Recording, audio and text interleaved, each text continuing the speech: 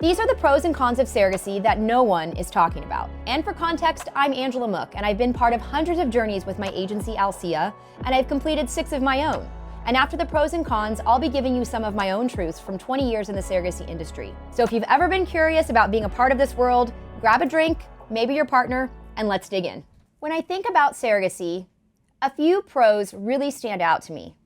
First and foremost, taking a surrogacy journey can be incredibly impactful and emotional. Most surrogates report that it is a life-changing experience. You gain new friends in your intended parents, and it can provide a deep sense of purpose for you and your family. For one intended parent, Leslie, she was actually carried by a surrogate, and that was so positively impactful on her life. When it came to a point in her life when it was time to expand her own family, she chose the path of gestational surrogacy. It was deeply impactful for her, and the experience of forging her own relationship with her surrogate impacted the way that she forged a connection with the person carrying her own child. Surrogacy can be deeply impactful and fulfilling for anyone who does it in an ethical and transparent way. On the surrogate side, almost all surrogates come back to try and be a surrogate a second, third, and even fourth time. I'm a much better person today than I was when I started my surrogacy journeys almost 20 years ago because of surrogacy. I learned how to think outside myself. I learned empathy and understanding of situations that were far outside my previous purview. All in all, surrogacy seeped into the way that I parent, it seeped into the way that I employ people and my leadership skills, it seeped into my marriage, it seeped into every other personal aspect of my life because it was so deeply fulfilling and gave me such an amazing sense of self. This really leads me to our second benefit of surrogacy, and that's the elephant in the room, the financial compensation. Bree is someone who worked at a medical office. She's someone that really struggled with getting in tune with her job and finding passion for it. She just returned after delivering her 3rd child as a surrogate for Alcea. She went from an in-office job where she hardly saw her child, living in an apartment and barely making it, to somebody who has a fulfilling career in surrogacy, who helps each of you every day as a surrogate mentor, helping them and guiding them through an ethical surrogacy journey.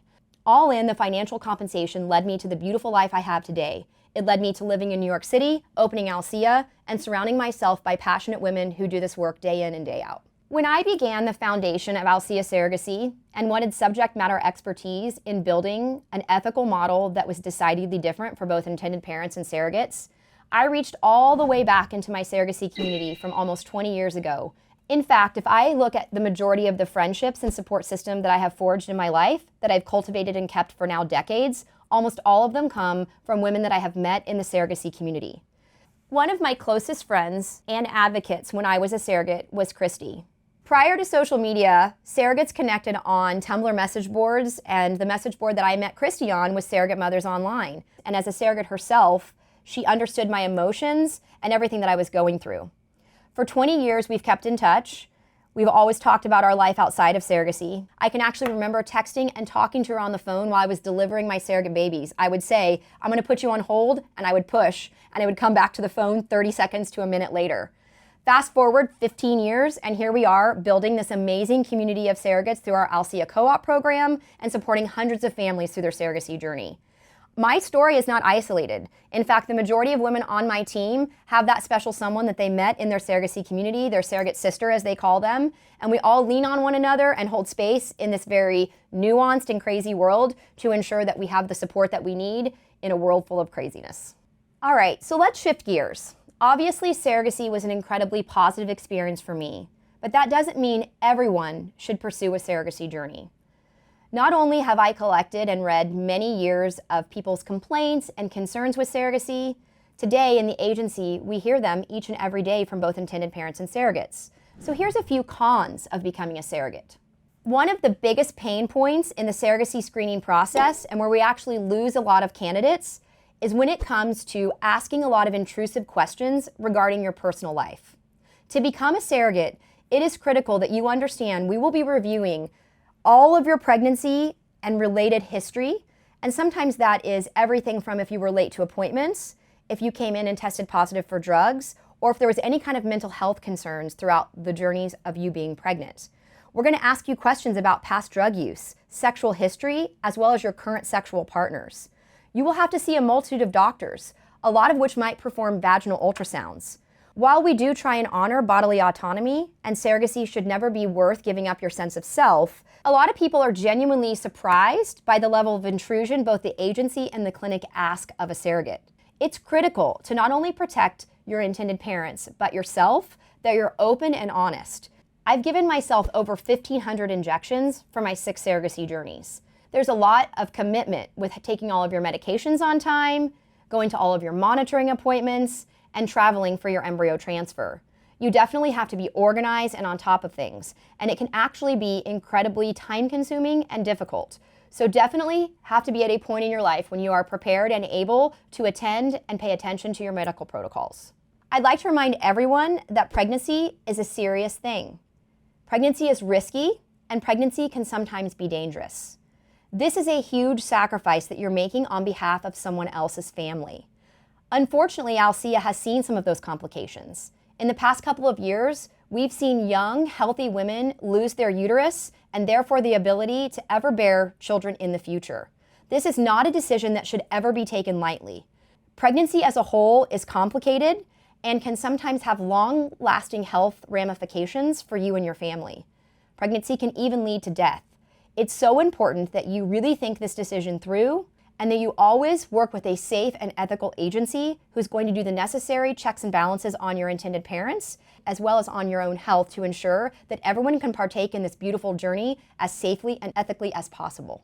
No fluff, a surrogacy journey end to end will be about 2 years, and you're gonna be in the pipeline anywhere from 3 to 5 months before you ever see a dime of compensation. Oftentimes, surrogates are very excited to get started. They're very excited to match. Please remember, the overarching theme of surrogacy should always be you want safe and ethical and not fast. Please remember also that the long, elongated screening process is for your own benefit. You are the only person that stands to lose their life in this process, and it's incredibly important that your agency and clinic do a good deep dive in vetting of your medical and mental health history. It might be intense, there might be a lot of hurry up and wait, but that's kind of the nature of surrogacy.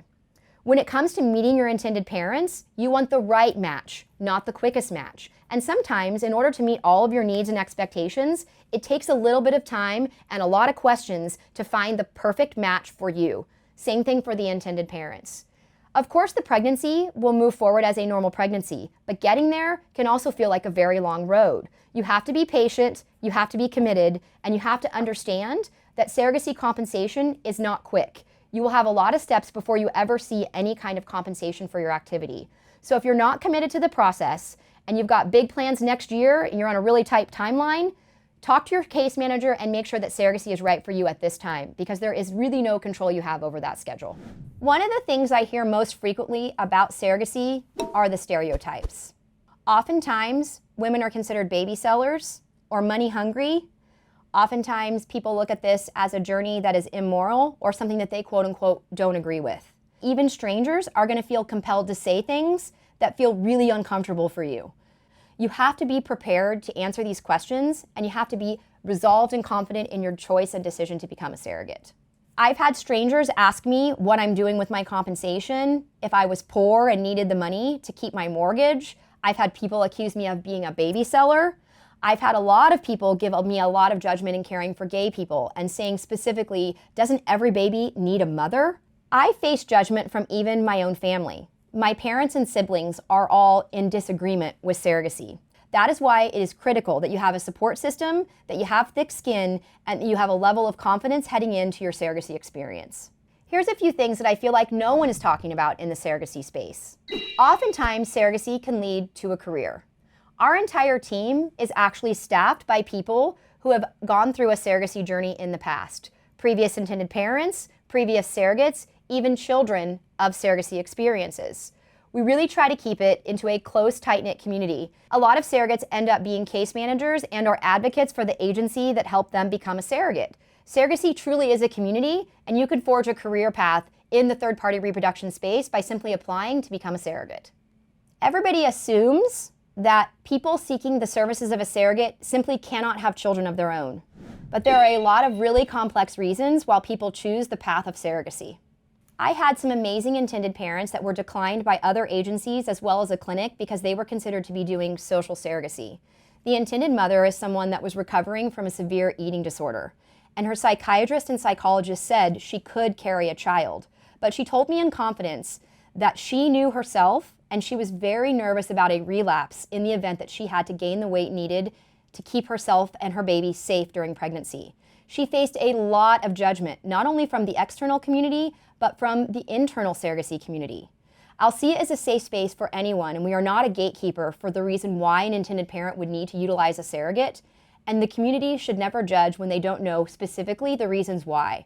At the end of the day, love makes a family, and it's not our place to judge the reasons why someone utilizes a surrogate. Some really exciting things coming into the surrogacy and third-party reproduction pipeline is the use of AI in labs. We all know that there are medical complications that come when labs switch embryos, when things happen in the unfreezing of the embryos, and now we've got AI tools being utilized in some labs to pick the embryo that is most likely to be successful and turn into a successful pregnancy. We've got it helping with genetic testing, fragmentation, all kinds of other really, really cool things. And more IVF clinics, especially ones here in the New York City greater area, are adopting these types of practices. As we go forward, we're going to only see more medical advancements in this area, and I'm super excited to see the positive impact that this is going to have on the surrogacy community.